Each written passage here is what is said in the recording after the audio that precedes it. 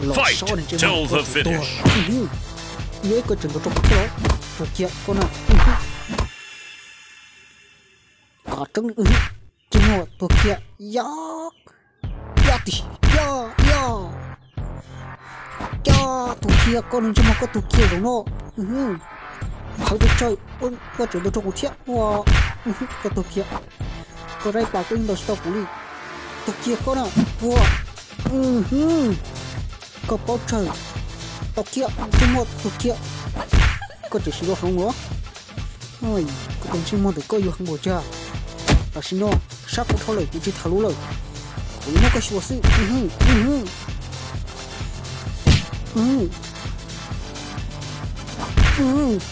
mấy tê là sao, chỉ có dùng cơ một nó ra, ôi, tổ kia, tổ kia, tổ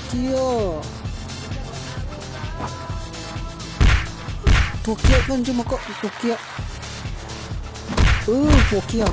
sa liko tổ kia mu te tua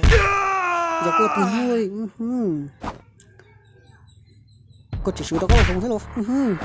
bộ nó sa nhiều nó phải gì mắc kia là sa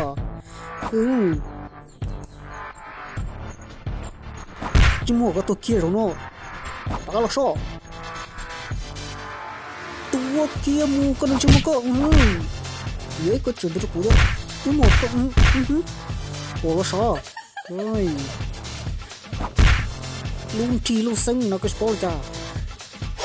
चुमो वो किया मु 3, 2, 1. Fight till the finish. Con chuma mấy đứa có tua kia rồi nó mu kalau so tua kia mình phải chơi tua kia mu tua kia thằng điệp bỏ nó sao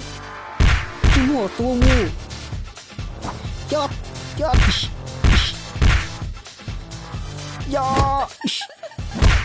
chứ mua có tua kia tao lo tao nên nó to nhưng cháu đi có hàng đồ to cũng thiệt tua mu chứ mua có thằng điệp chơi có chừng có tao không hiểu có cái sử dụng không hết có tao lắm chứ mua tua kia có chừng đồ to cũng thiệt bây giờ wow thằng điệp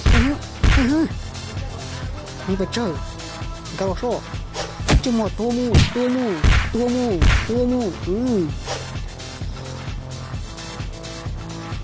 có một bộ cuốn đi lót xinh qua có sát đá kia là xuống chứ mua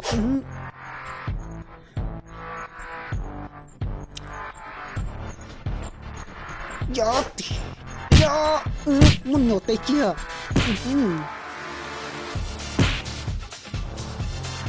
không phải chơi có cái này để có nó số có con đi chứ mua đẹp bỏ lô bỏ không phải chơi cái chuyện đó cũng chơi có gì tốt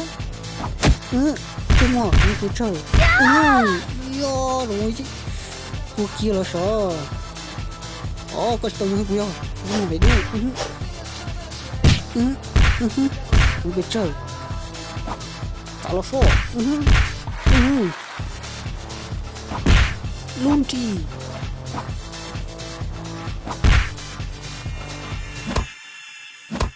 luôn giàu chỉ luôn thôi 3, 2,